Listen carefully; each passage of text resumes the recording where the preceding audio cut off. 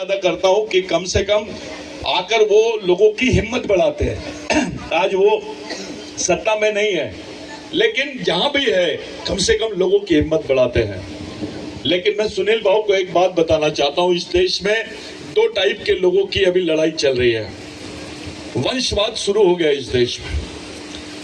हमने पहले ही बोला है कि आदिवासी इस देश के मूल मालिक है। यहाँ का SC, ST, OBC, मराठा ये उसके वंशज है। ये हमारी लाइन होनी चाहिए।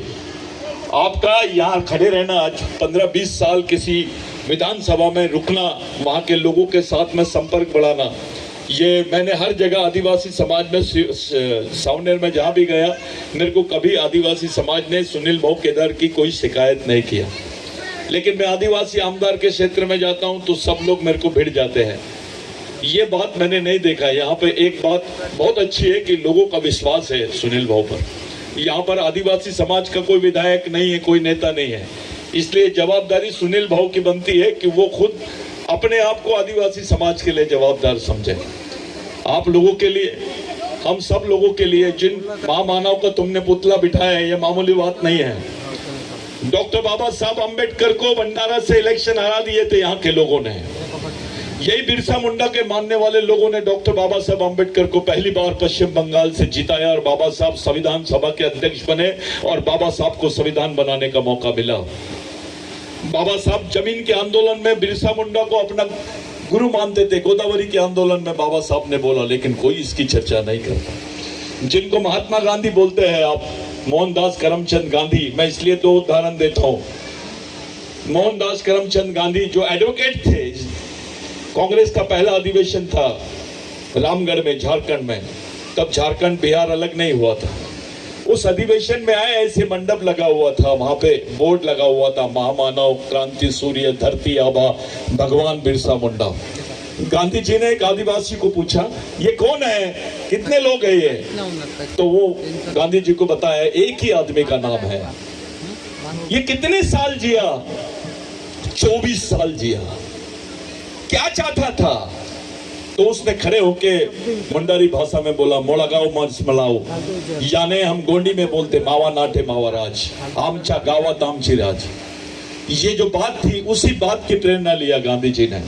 कोट टाई उतारा और लंगोटी पहन के पूरे देश में भारत जोड़ो आंदोलन की नींव रखी। वो है बिरसा मुंडा, जिनकी आप लोगों ने प्रतिमा बिठाई 24 साल की उम्र में। पहले इस देश का सबसे बड़ा कानून जो बना आदिवासियों के फेवर में, वो 1898 में बना, जिसको लैंड एक्विजिशन एक्ट बोलते हैं, भूमि संपादन अधिनियम बोलते हैं।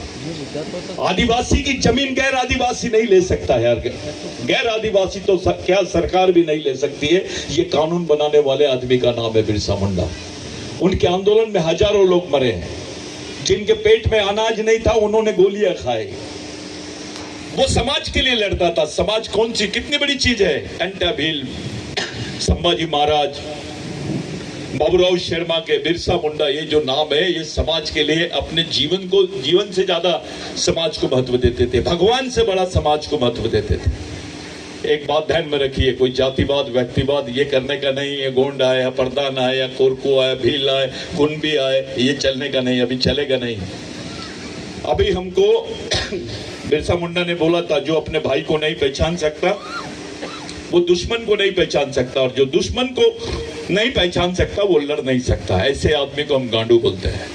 ये सब बातें खत्म करो, समाज की एक अच्छी नींव डालो। आने वाले समाज में, आने वाले समय में हमारा आरक्षण खतरे में है, हमारी जमीनें खतरे में है, हमारे बाल बच्चों का भविष्य खतरे में है। ऐसा हो सकता है क्या कि हमारे लोगों को गोलियों से भून रही है हमारी राष्ट्रपति आदिवासी? इससे बड़ा कोई पद तुमको मिलेगा क्या?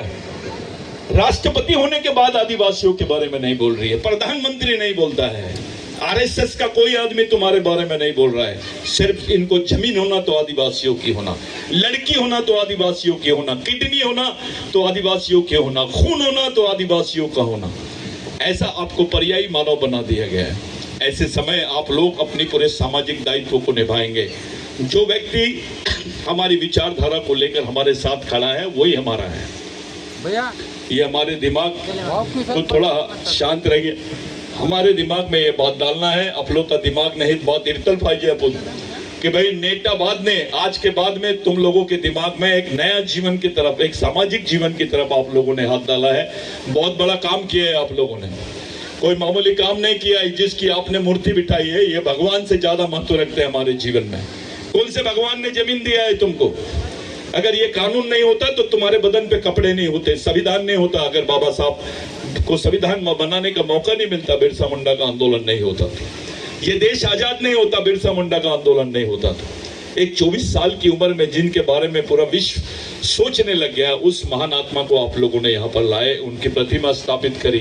खास करके सुनील भाऊ को एक क्रेडिट जाता है कि नागपुर शहर की पहली नागरिक महिला जिसको अध्यक्ष बनाया, और उसके हाथ से उन्होंने, मैं देख रहा था खड़े खड़े, वो सामने सामने उसको कर रहे थे। ये एक भाई का, ये भले आदिवासी समाज में तुमको लगता होगा, लेकिन वो हमारे डीएनए के व्यक्ति है।